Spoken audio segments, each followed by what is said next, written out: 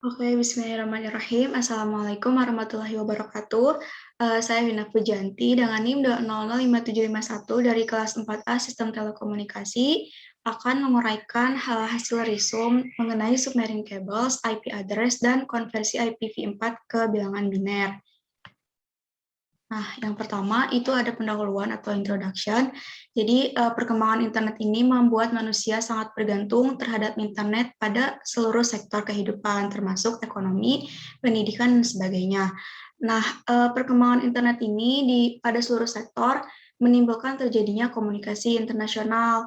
Nah, komunikasi internasional ini pasti melibatkan adanya kabel bawah laut untuk menunjang transmisi jaringan secara internasional.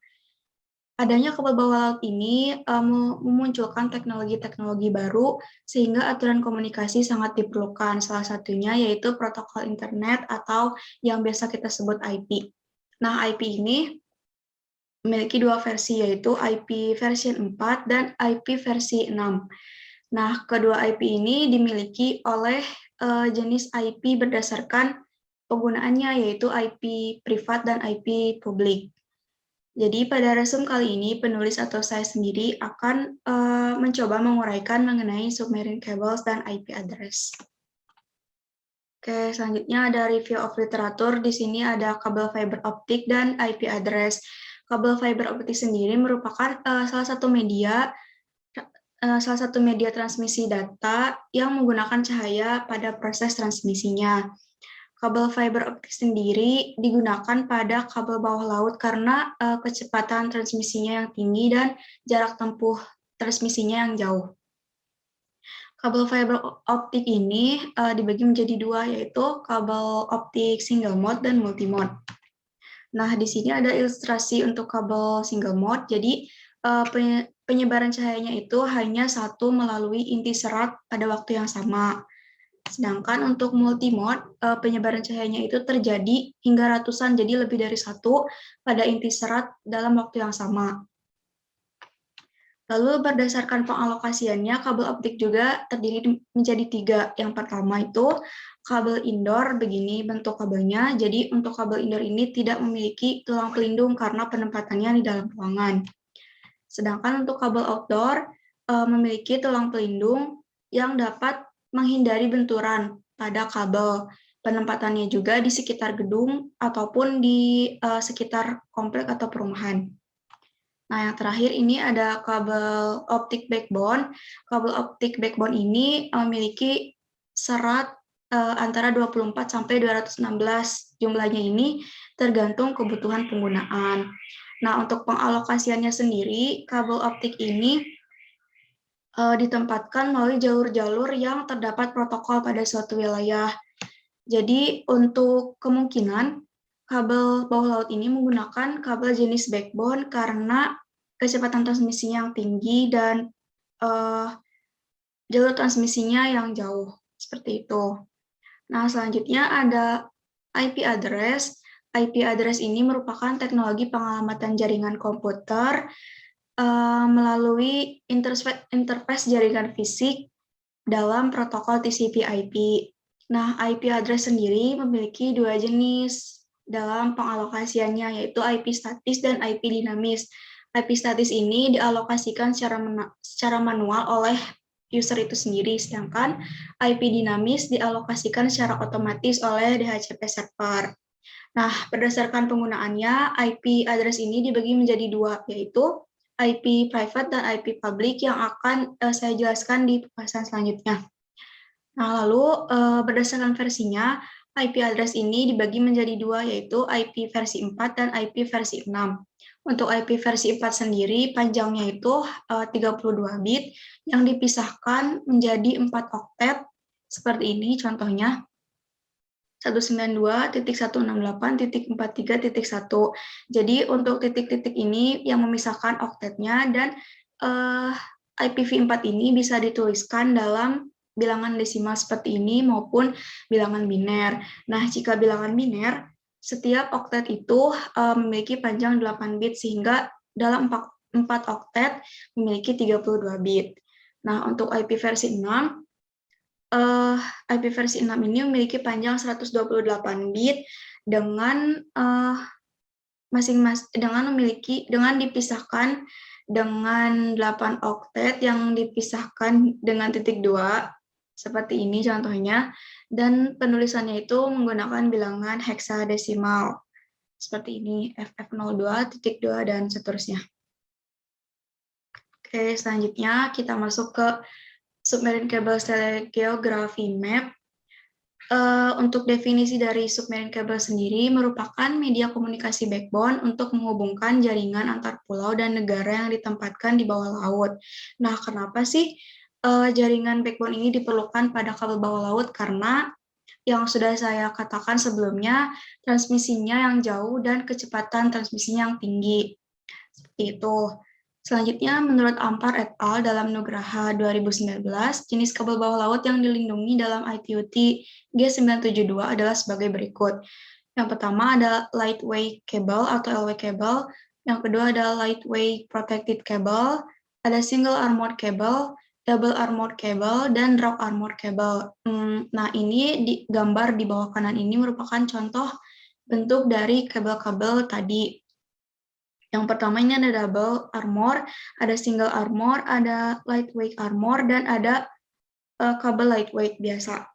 Nah, perbedaannya itu ada pada struktur kabel dan diameter kabelnya. Nah, selanjutnya di sini ada submarine cable map. Kenapa harus ada submarine cable map? Karena pemetaan jalur kabel bawah laut ini tidak bisa langsung dipandang oleh jarak mata yang dekat gitu. Jadi diperlukan sebuah peta yang dapat menampilkan pemetaan jalur dari kabel bawah laut ini.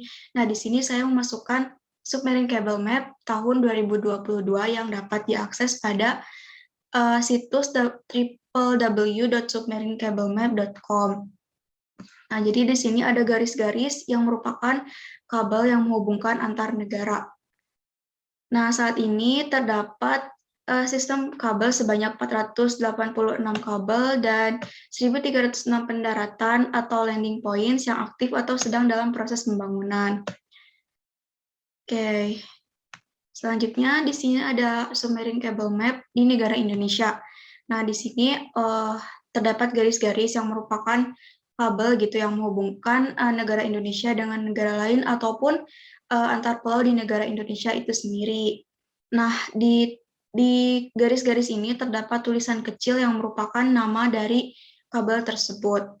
Nah, contoh dari kabel bawah laut yang terhubung di negara Indonesia, yang pertama ada Apricot dengan panjang 12.000 km dan landing points-nya itu di Jakarta, Indonesia, di Minamiboso, Jepang, Baler di Philippines, Davao di Philippines, Tuas di Singapura, Tocheng di Taiwan. Untuk pemilik kabel ini yaitu Chunghwa Telecom, Google, Meta, NTT, dan PLDT. Yang kedua ada Jasuka dengan panjang 10.860 km dan landing points-nya itu di antar pulau di Indonesia. Namun saya di sini tidak menyebutkan secara detail, tapi dapat dilihat di situs www.submarinecablemap.com. Nah, untuk pemilik kabel Jasuka ini adalah Telkom Indonesia. Nah, jika kita lihat di gambar sebelah kiri ini, yang ada negara Singapurnya, itu ada kabel berwarna hijau yang bertuliskan Jasuka. Nah, itu kabel Jasuka yang menghubungkan antar pulau di Indonesia. Oke, terus untuk kabel Apricot ini masih belum diimplementasikan, namun sudah siap diimplementasikan pada tahun 2024. Nah, selanjutnya ada sejarah submarine cables yang dibagi menjadi 3 masa. Yang pertama ada masa kabel telegraf, ada masa kabel telepon, dan masa kabel fiber optik. Yang pertama ada masa kabel telegraf, yaitu diawali pada tahun 1836 dengan Edward Davy hampir menyelesaikan proyek telegraf yang dapat ditempatkan di bawah air untuk meningkatkan sinyal di sepanjang kabel. Nah, jadi kabel yang dimaksud di sini itu kabel yang sudah ada pada tahun 1820-an. Namun di sini saya tidak menyebutkan, karena untuk awal telegraf itu ada pada tahun 1836. Selanjutnya, pada tahun 1852, sebuah kabel menghubungkan Inggris ke Belanda dan Jerman, lalu di antara Denmark dan Swedia, Italia dan Korsika, serta Sardinia dan Afrika. Nah, pada tahun 1852 ini, kabel bawah laut sudah diperbaharui dari kabel-kabel sebelumnya yang hanya bisa mengirimkan beberapa pesan saja sebelum diserang oleh arus. Seperti itu. Lalu pada tahun 1900-an, kabel telegraf terus diperbaiki untuk meningkatkan kecepatan transmisi maupun kapasitasnya. Namun pada tahun 1934 muncul teknologi baru yaitu teknologi wireless sehingga kabel telegraf dan teknologi wireless ini digunakan secara bersamaan di Perang Dunia Kedua. Selanjutnya masuk ke masa kabel telepon, diawali pada tahun 1875 oleh Alexander Graham Bell yang menemukan kabel telepon. Jadi di sini itu muncul kabel baru yaitu kabel telepon. Lalu pada tahun 1955 sampai 1956 dua kabel diletakkan antara Skotlandia dan Newfoundland. Lalu kabel telepon terakhir yang melintasi Samudra Atlantik memiliki kapasitas mencapai 4.000 saluran telepon. Namun, pemasangan kabel telepon ini terbilang tidak ekonomis sehingga pada saat itu orang-orang mulai mengembangkan kabel fiber optik untuk dijadikan kabel bawah laut. Nah, pada masa kabel fiber optik dikembangkan pada pertengahan 1970. Pada tahun 1988, kabel fiber optik antar samudra pertama dipasang. Dan sampai saat ini, kabel fiber optik ini dimanfaatkan sebagai kabel bawah laut. Dan pada saat ini di seluruh dunia sudah terpasang submarine cable lebih dari 1 juta kabel. Itu. Nah, selanjutnya ada perancangan jalur transmisi submarine cables. Tujuan dari perancangan ini adalah yang pertama dapat memberikan gambaran mengenai pemilihan jalur, yang kedua memberikan gambaran prosedur pemetaan kabel, yang ketiga menganalisis peluang adanya hambatan pada saat pemasangan jalur kabel, dan yang terakhir menganalisis anggaran pemasangan dan perawatan kabel. Untuk standarisasi yang digunakan dalam perancangan ini dibuat oleh International Cable Protection Committee atau ICPC. Dan aspek yang perlu diperhatikan dalam memetakan jalur transmisi kabel bawah laut diantaranya yang pertama, batas geopolitik laut yang diatur oleh UNCLOS atau United Nations Convention on the Law of the Sea. Yang kedua ada bentuk dasar laut, yang ketiga kondisi dan pergerakan batuan, yang keempat arus laut, yang kelima lalu lintas kapal, yang keenam aktivitas manusia seperti penangkapan ikan maupun pelayaran, dan yang terakhir adalah penilaian dampak lingkungan atau EIA, yaitu Environmental Impact Assessment. Dan ini ada prosedur pemasangan submarine cables. Jadi para ahli atau para teknisi menggunakan cable ship, jadi kapal khusus yang dapat menjadi perantara pemasangan kabel.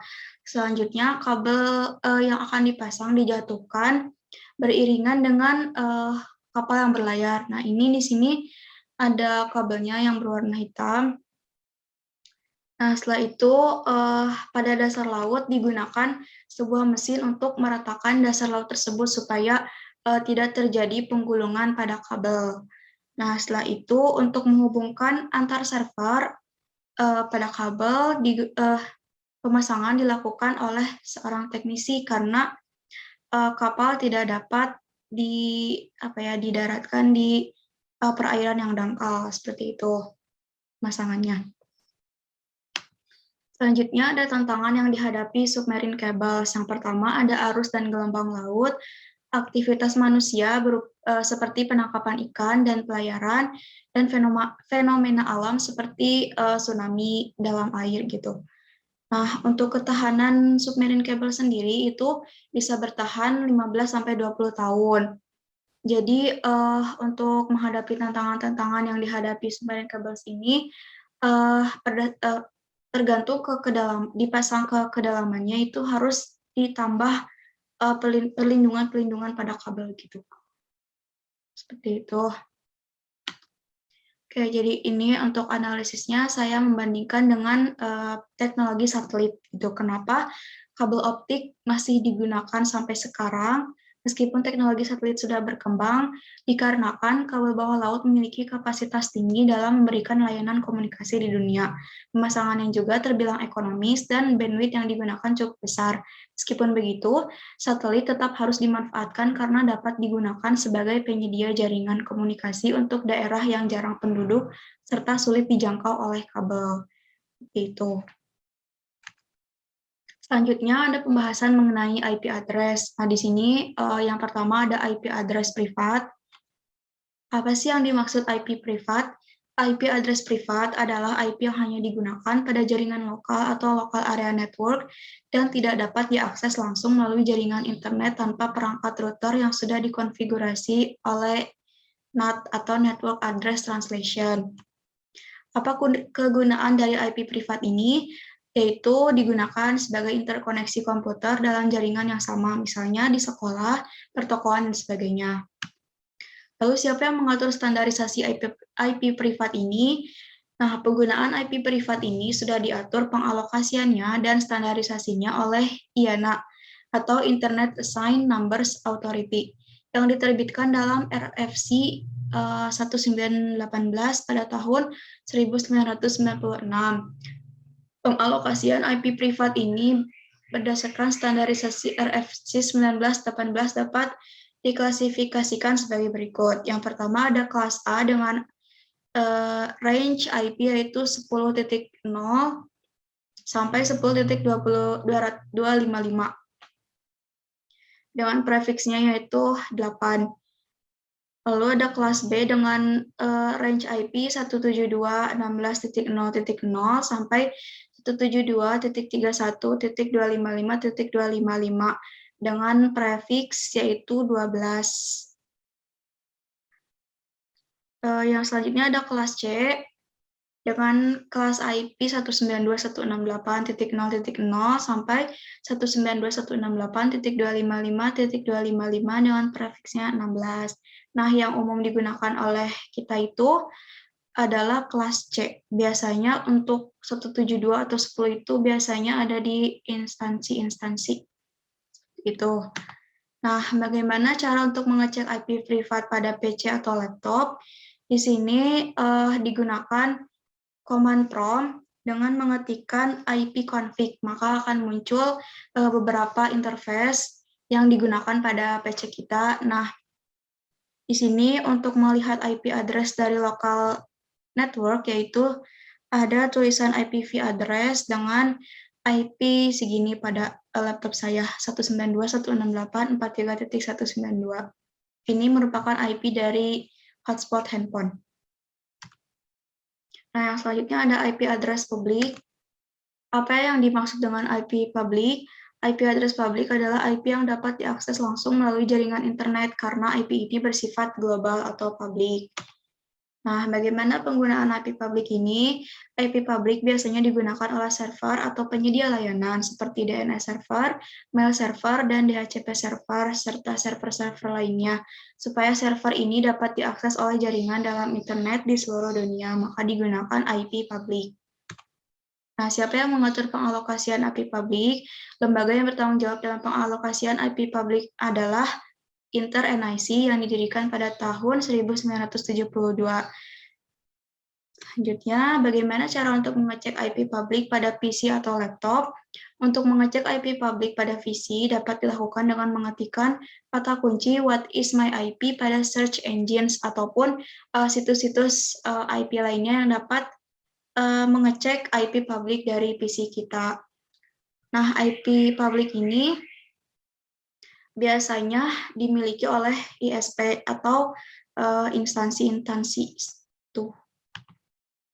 Nah, untuk analisis of results-nya, di sini ada perbedaan IP private dan IP public. Untuk IP private, penggunaannya bersifat lokal, sedangkan IP public penggunaannya bersifat publik atau global. IP private digunakan untuk interkoneksi dalam jaringan pribadi dan tidak dapat terkoneksi secara langsung ke internet, karena harus digunakan router untuk mengkonfigurasi NAT. Untuk IP publik digunakan untuk koneksi ke jaringan internet. Lalu IP privat pengalokasiannya distandarisasi oleh IANA, sedangkan pengalokasian IP publik distandarisasi oleh Inter-NIC. Penggunaan IP private gratis karena bersifat pribadi atau lokal. Sedangkan IP publik itu penggunaannya berbayar pada ISP yang terkait. Nah, untuk penggunaan IP private dan IP public ini tidak ada yang unggul karena penggunaannya didasarkan pada kebutuhan pengguna. Itu.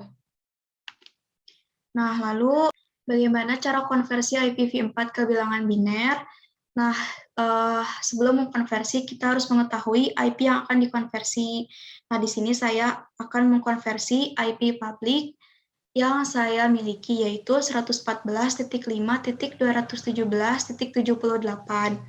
Nah, IP range 114 ini dimiliki oleh PT Indosat. Nah, kita dapat lihat ada gambar selanjutnya.